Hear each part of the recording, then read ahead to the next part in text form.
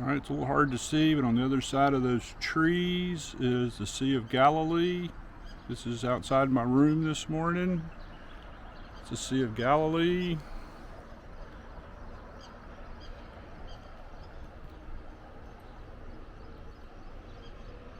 I think the plan is for us to climb up on that point this morning.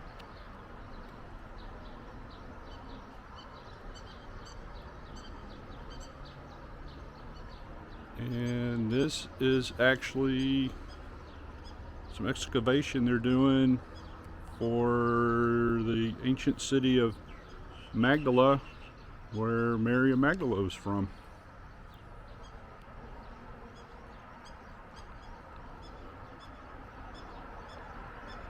This is right outside my window.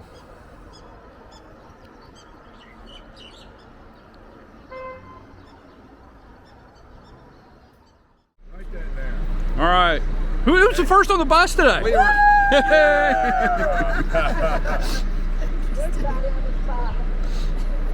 And Nick is early too. all right, Nick. We saved the whole bus for you. Nobody's on board.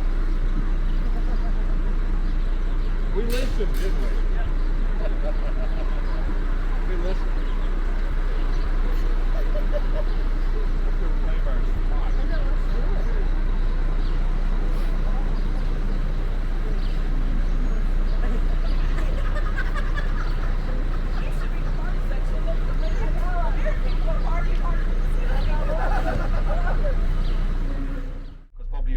Are texting you. Yesterday evening in one of the main streets of Tel Aviv there was a terroristic attack. A guy or two, probably two, went into there's a street that have a lot of pubs and restaurants and small places to dine, and they just went and shoot people. So they killed 3 and about 15 got wounded. One terrorist was they succeed to kill then, and the other one this morning, the kind of like the Secret Service located him next to a mosque. Probably he thought that he can get a shelter in the mosque and maybe use the crowd because this is the first Friday of the Ramadan, so he thought maybe he can mingle, but they had good information and they succeed to get him, and we have a new word, neutralizing. So he's neutralized. So if you get all kind of text messages, oh, how UK we are way far from Tel Aviv, and over here in the Galilee things are calm and quiet, so you are safe. Okay, so Thank you. yeah, I mean they respond here quite fast. Listen up. I just saw you on Here we go. We're going to pray. Heavenly Father, thank you that you have given us the privilege of being here.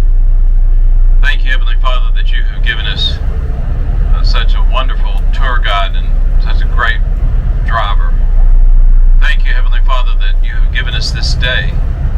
Thank you, Heavenly Father, that you have given us this place. Thank you that you've given us a love for people. You love us from eternity past. Thank you that you have given us a message in Scripture. Thank you that you've given us a purpose to glorify you and enjoy you forever. Lord, we lift up and ask that you would touch and minister to Margaret's health, that you would heal her, that you would give her a great day of rest and restoration. Heavenly Father, for any here on the bus who are dealing with any kind of physical issues, we pray the same. We also pray for any emotional or matters that weigh any of us down because of things going on at home. Lord, we do lift up this nation and pray that you continue to protect it. And we thank you that swift justice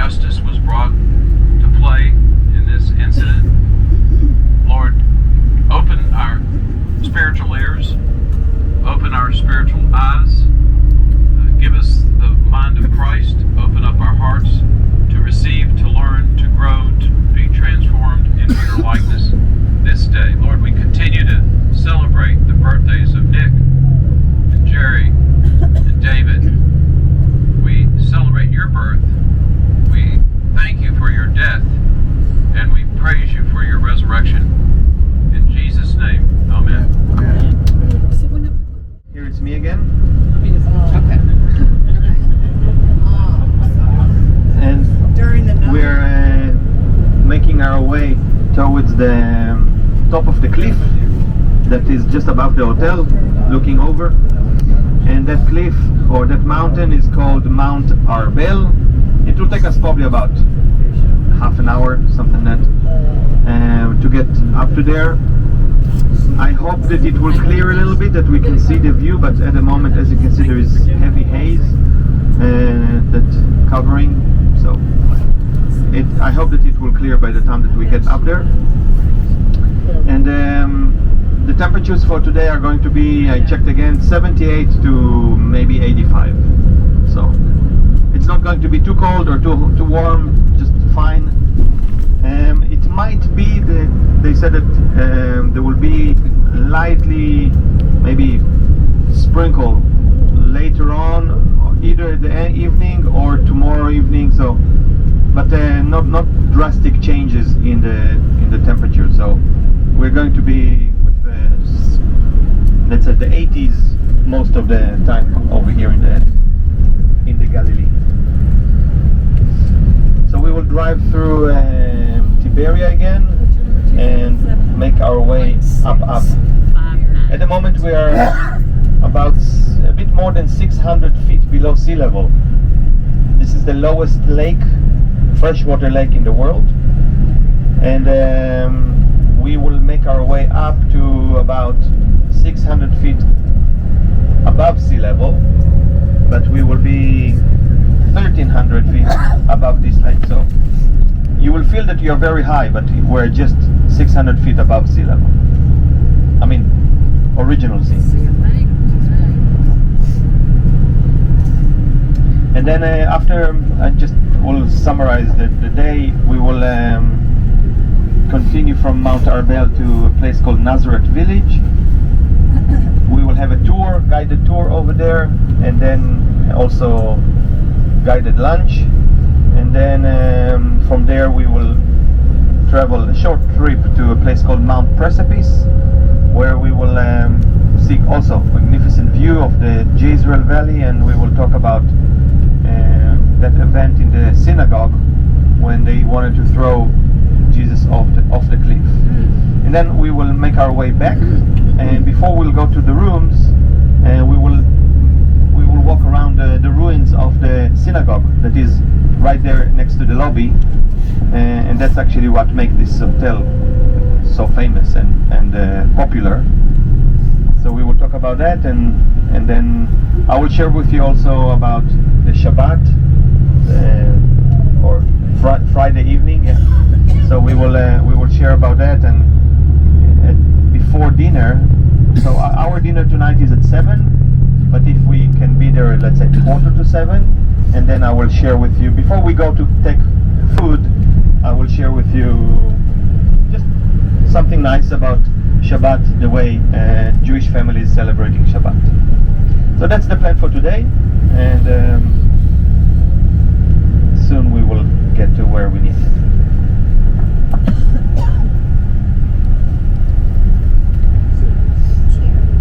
Is that church? You probably heard the name Mossad, M-O-S-A-D or S-S-A-D. Yeah. So the Mossad is the equivalent to the CIA. They bring intelligence, but also doing all kind of operations overseas. And then we have another. The idea of the Mossad, to build the Mossad, started after 1948, when Israel was established, and of course, we knew that we are not surrounded with countries that like us. But we had a lot of immigrants that came from Arab nations like Egypt, like Iraq, Syria.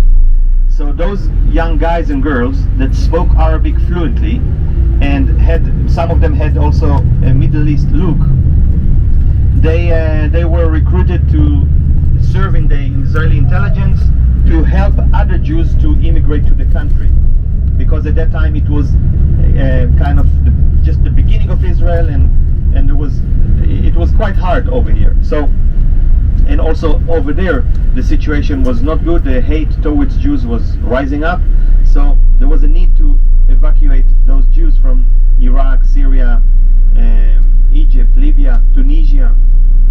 So that was, you can say, the beginning of the Mossad, and later on they start to do other things, like to bring in all kind of important information, and sometimes also to do other actions. If you remember Adolf Eichmann, so the Mossad had a long investigation of how he escaped from Germany, and he escaped to Argentina, and then they, after verifying very much, and he did some plastic surgery, and he took a very simple job after being a very high-ranked officer in the Nazi army. He succeeded to escape to Argentina and to live simple life, but the Mossad succeeded to follow him, and then they watched the action of that person to see if this is really him. And what made him fall was the bouquet of flowers that he was bringing to his wife every time. And the moment that they saw that, they knew, okay, this is him. And they arrested him, put him asleep. There was a doctor with them.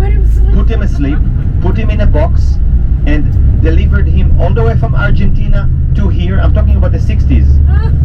Delivered him to here, and then in Jerusalem there was the courthouse, and many survivors of the Holocaust came and testified. And later on, he's the only person that by law Israel hanged him and then burned his body, and the ash was spread in the sea, that he will never have a grave where people can come and worship his whoever he was or what he did. So that's part of the actions that the Mossad is doing or did every once in a while. I mean, they had also unfortunately some failures. Like any person that dare to do things, take the chance that there will be a failure.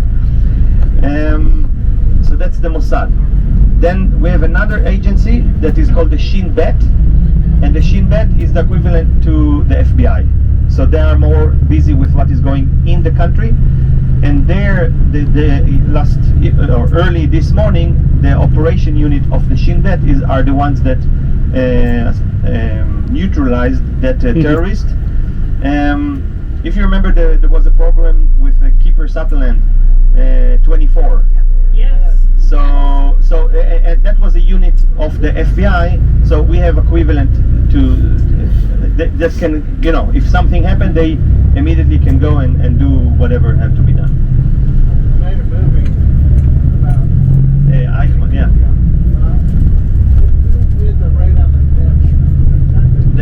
The raid on Entebbe was done by a military unit that is, I would say, equivalent to the Green Beret in the American Army, and it's called Sayeret Matkal, and they are operating directly from the government. So they are, of course, they are part of the military, but they are the chief of staff is the one that tell them things to do. So, and they are considered to be on that level of Team 6 and Green Beret and Delta Force and all those special units, the Navy SEALs, the SAS from England, if you're familiar. So they are in that party.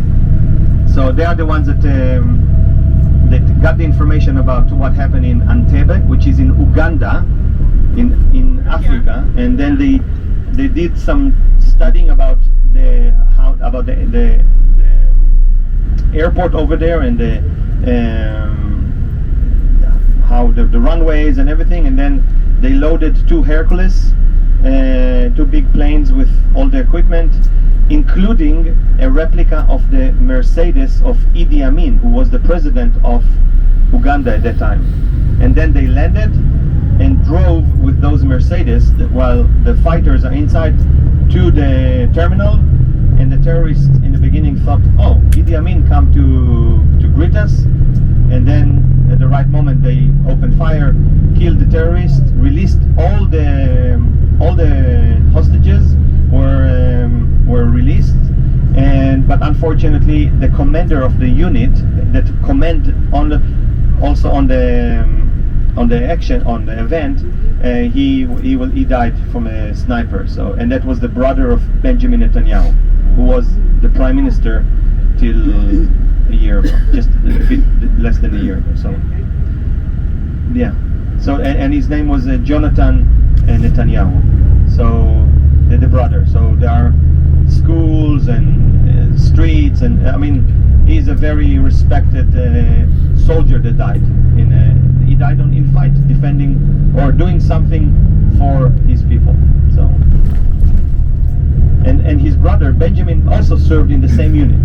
So it happened many times that the commanders of a unit go ahead of the soldiers, and unfortunately sometimes they get wounded or die. So, and lately with all what is going on now, because if you follow the news, the attack that was last night is not the only one. There was a week before, and in the last 2 weeks we got too many attacks, one after the other.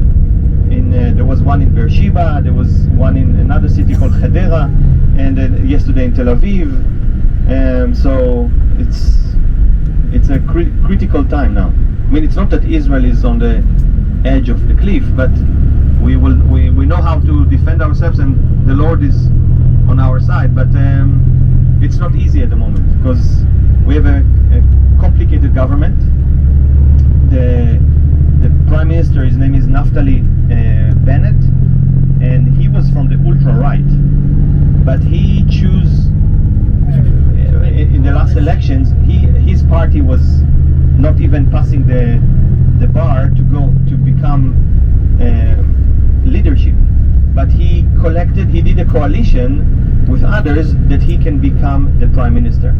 And one of the parties that he did a coalition with is an Arab Muslim party that have nothing to do with his opinions. I mean, he's ultra right.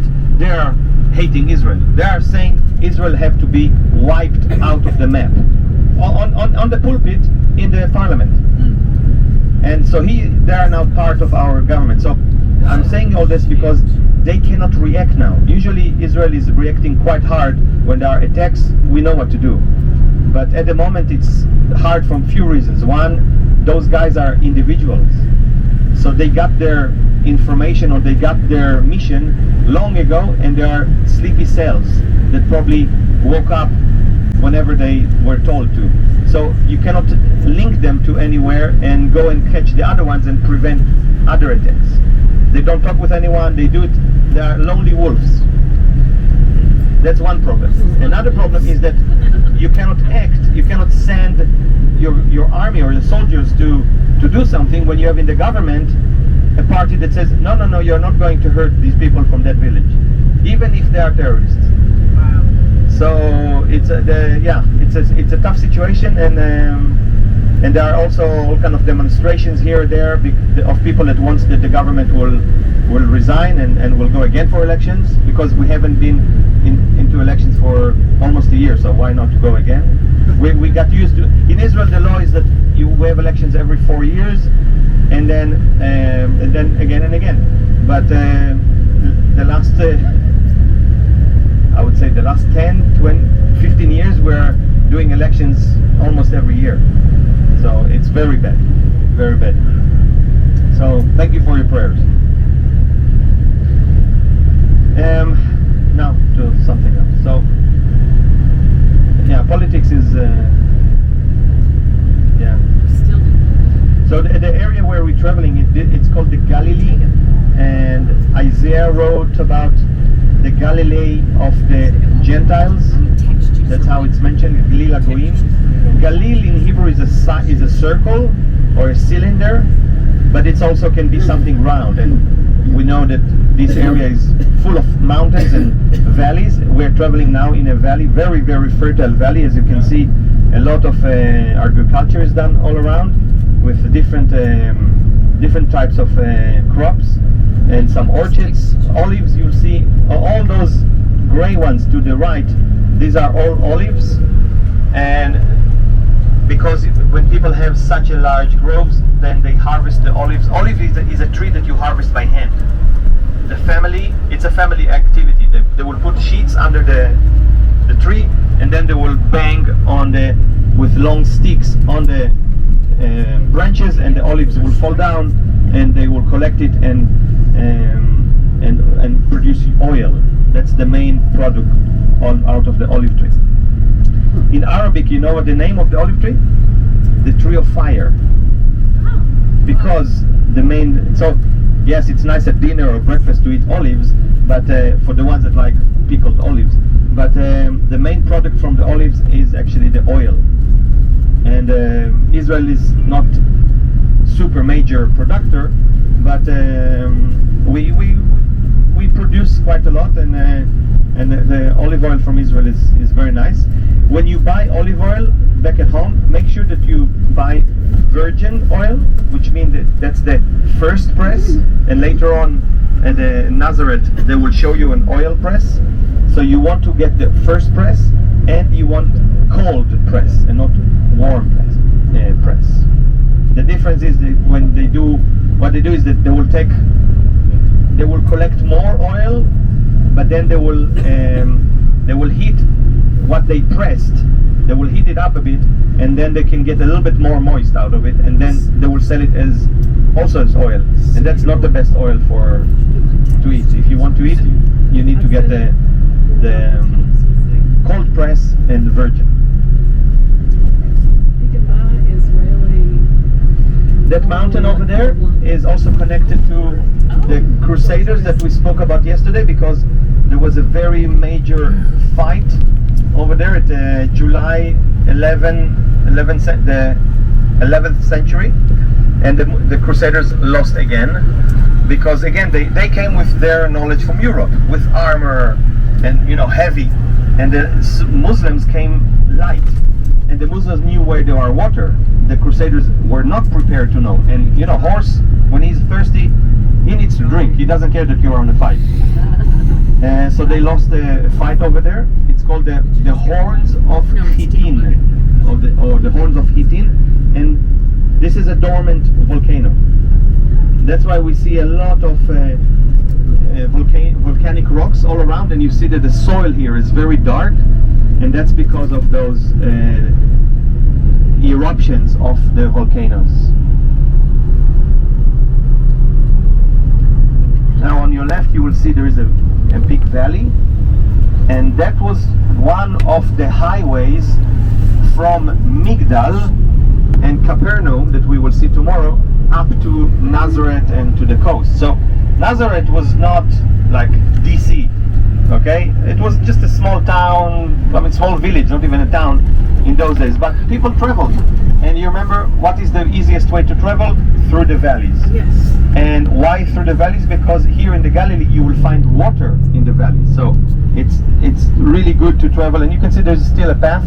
People today are cycling or hiking or with those razors, those ATVs, but in the past people would walk, so it makes very much sense that Jesus walked with the disciples back and forth down this valley many times.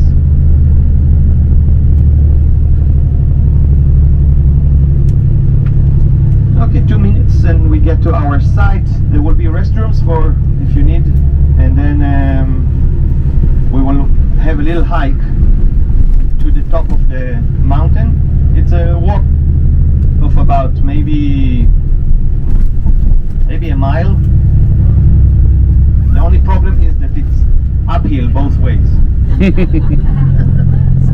Like all the stories that I heard from Americans, that they walk bare feet in one foot of snow and no shoes, and uphill both ways. So we have also those hills over here. Now, so it's half of the story of what I said is true. It's going to be uphill about a mile long, and then, well, of course, the way back is the bus will stay at the same place. So it's uphill and then downhill. Use the restrooms also on the way back, because from here we'll have about 45 minutes, maybe an hour drive to the Nazareth village, and we want to be there on time. So it's now 8:20. My aim is to leave from here at 9:45, no later, so that we will be on time for our next appointment. Josephus Flavius. So he was a Jewish historian or a Jewish leader during the revolt against the Romans. But when his town called Yotfat, which is some miles west from here, was under siege, under attack, at the critical moment, as being the leader, he crossed the lines. And he didn't hand the city. A lot of people fought and died over there, but he decided he can be a good historian for the Romans, and he paved his way up to Rome to be the writer. And of course, writers in those days, they write always positive about the people that paid their salary. But so a lot of the information about different sites in the country we know from him. Probably you heard about Masada, not Mossad, but Masada is a site where also during the revolt against the Romans, a few hundred people were there, and the Romans put a siege, and the Jews lost. Well, depends how you look at it, but the information came from him, from his writings. He wrote 6 volumes, and they are all talking about the different fights that Israel had, or the Jews had, against the Romans, but also it's just general information. So his writings are very important. Now, why I'm saying all that? Thank you for asking, because where we are here, there used to be a Jewish village down there, and the synagogue is still there. I'm saying always synagogue because that's the way for archaeologists to identify a Jewish site from 2000 or less years ago. A synagogue and a mikveh. Anyone know what is a mikveh? Maybe the old ones? Exactly. So this is a ritual bath. And we will see later on ritual bath next to the hotel, but also there will be other explanations, and we will see more ritual baths. But ritual bath is a place where every Jew, man and a woman, doing those ritual bathing, it's not to clean themselves, but it's to, you can say, clear themselves, to either to go to the synagogue or to do some activity, or after some activity you need to go to do the ritual bath, and it's called in Hebrew mikveh. And also again the word mikveh have the root of where water can gather or liquid can gather. So so these are two things that whenever archaeologists dig, they find it, they know, okay, Jews lived here, and that's what happened here. And when the Romans the revolt started down in Caesarea and in Yotfat, in other places, the Romans started to put siege over those places, including over here. So many people escaped from their hometown, from their homes, and found shelters in caves that are on the face of the cliff. So they knew how to go down there, and then either they blocked the way or prevent from the Romans to come. And what the Romans did was to build these kind of cages and to put it on the edge of the cliff, and then to repel the guys down. And the soldiers had those long hooks, and then they would try to get people and throw them down the cliff. So that's why this thing is over here. It was a very brutal fight, but we know from history, from Josephus, that there were people that hold hands, the whole family, and shouted to the Romans, "We will never bow down to your gods, we will never submit to you," and jumped off the cliff. So it happened here, it happened in Masada, that people were, the whole families were slaughtering one another, just not to fall into the hands of the enemy. Well, today we're all living in, you can say, free world, but put it to yourself. I mean, will you do something like that if a gun or a knife will be pointed at you? What you will prefer to do? So it's a good question just to, I say, ponder. Wonder. To think about. You follow that. That's what they use to take the people out. Oh my goodness. Oh. Okay.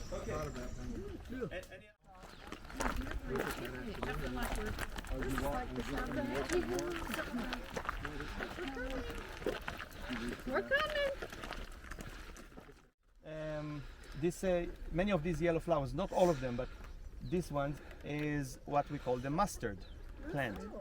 Now, if you look from close, It's not ready yet, but yeah, the ones that where you are, this is another plant that have similar flowers, but I'm talking about this one. So you can see that there are kind of small branches growing, and they will become pods, about maybe an inch long, and then there will be 3 or 4 seeds in it, and then when the plant will dry, these pod, kind of like a pea pod, the pod will crack, and then those seeds will fall on the ground, and that's why we have mustard seed all over the Galilee by the millions. It's a small seed, and if you take it between your teeth and kind of crush it, you feel the taste of mustard. It's kind of a bit sharp, like wasabi if you eat sushi. But at the moment it won't taste like anything. I mean, you can take the leaves and eat them. I mean, it's not a poison plant. It's a very nice one. But when you read about the mustard, it can give you an idea. Yeshua is walking around with his disciples. This is the scenery that they saw without all the major housing. I mean, it was much different, but the scenery was the same. And then he pick up a plant and say, hey, if you have faith big enough as this seed, you can move a mountain. So he always used the props that God provided. I mean, he is God, so he always used props that he created or that he saw his father creating.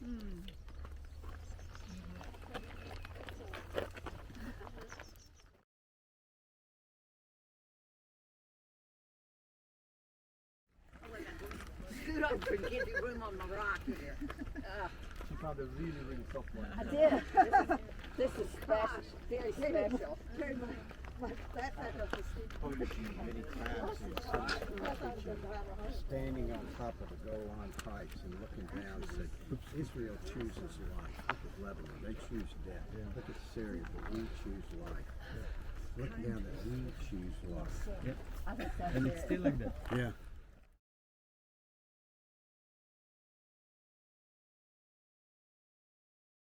Earlier I spoke about the people that jumped from the cliff No, here. I was way back. No, you On were- the bus? No, next to the cage over there.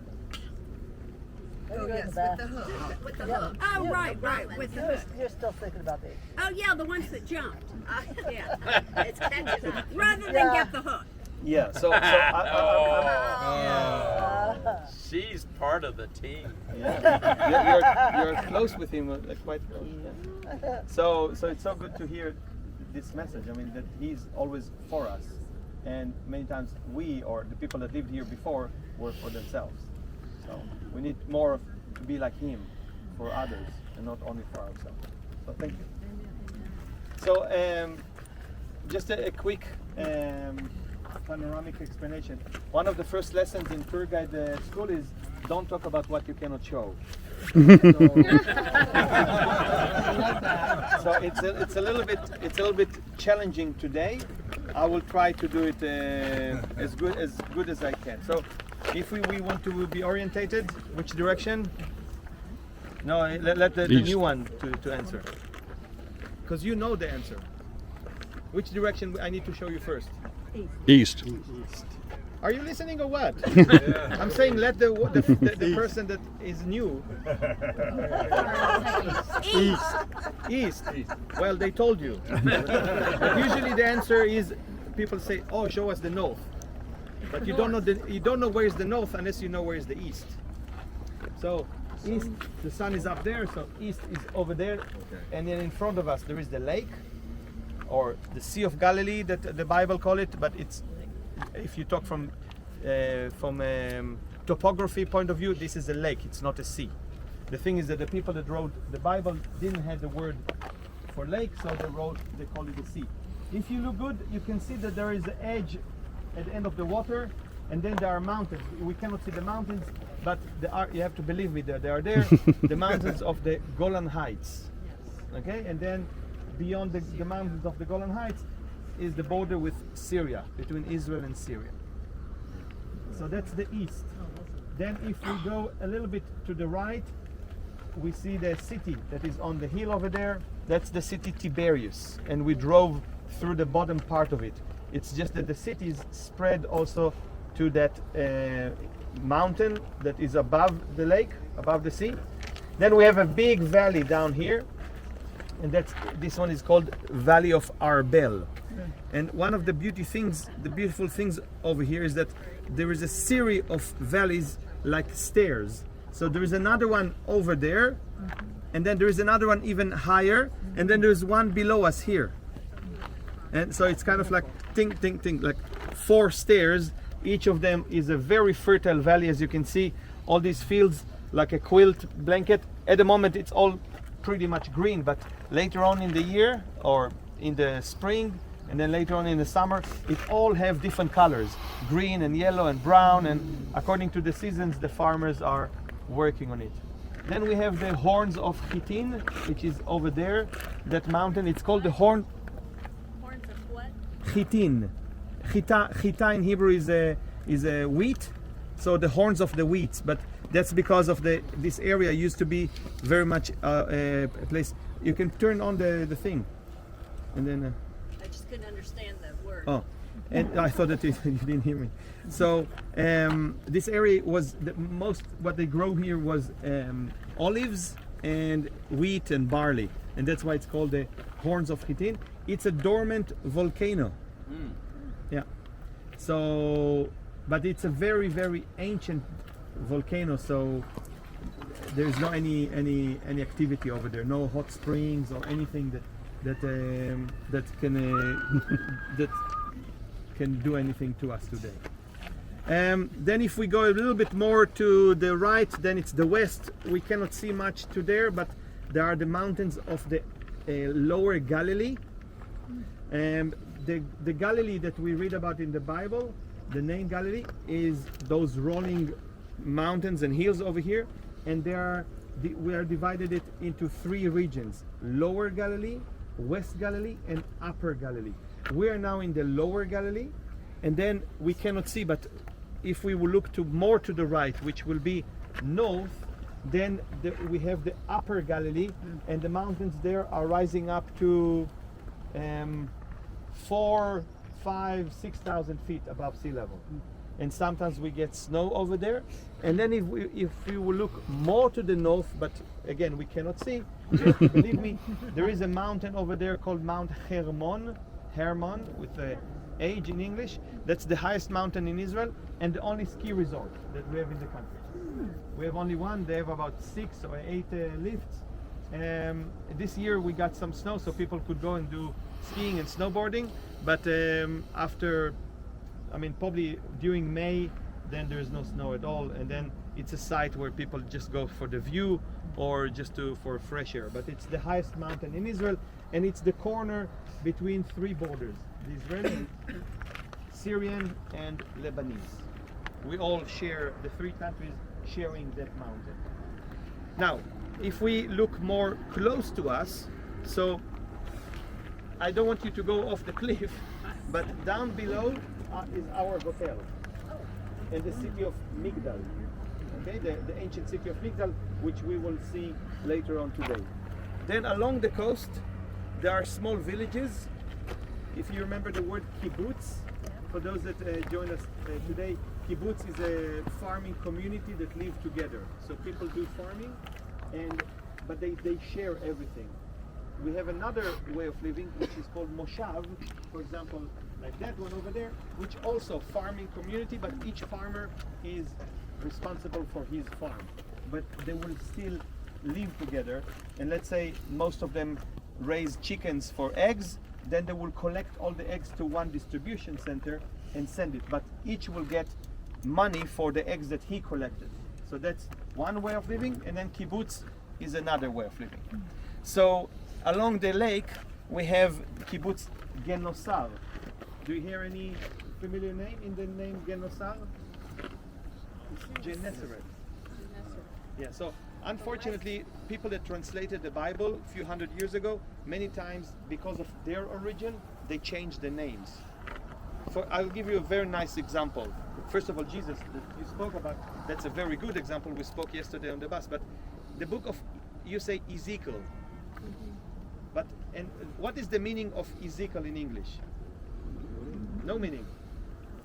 In Hebrew, it's In Hebrew, it's Yechezkel. I will just put it on silent. And Yechezkel is El, E-L. Whenever you see E-L, is God. And Yechezak or Yechezek is the strength of God. So that prophet was called the strength of God. And his prophecies are quite strong. But you can see how all kind of languages lost the meaning of names. And Jesus is maybe one of the most strong examples, the name meaning salvation. And he's the only one that can give salvation, but unfortunately the names lost their meaning in other languages. So Gennesaret. Then if we'll continue on the coast, we will see Capernaum. And then later on, another city, or remains of a city, Bethsaida. So, and then we cannot see it today from here, but there's another city called Chorazin. And these three cities we will visit tomorrow, and they were cursed by Yeshua, by Jesus. He said to them, woe to you Bethsaida, woe to you Chorazin, and woe to you Capernaum. So we will talk about it tomorrow. So they are all on the west-north corner of the lake, and that's what we are looking from this point of view. Now, when you look down to there, that's pretty much the scenery that Yeshua saw. I mean, just without all those houses, just less houses. But try to imagine that, and I like this spot. This is one of my favorite in the whole country, because I can imagine him. I think that he liked this one here. It's kind of like, and then sitting here, and the Bible mentioned a few times that he went to a mountain and he spent the night over there, and then he took the Omega, the zip line, and went down to the water, and the disciples were like, oh, there's a ghost coming, and he calmed the storm. But from here he could see everything is going on the lake with the disciples. But I personally think that he spent time here, quiet. Try to imagine in those years, all this noise that we hear, the tractor and whatever, was not. It was totally quiet. Maybe a donkey here or a rooster there, but it was just natural noise, not artificial noise like we have today. And then to sit here, to spend the night here, and just to be with his father. I just, it gives me goosebumps just to think about it. To do that and to be so close with the Lord. So this is the beauty of Mount Arbel. And so take some pictures, and we'll. That would lower that thing down. Open up. Yeah. It's amazing.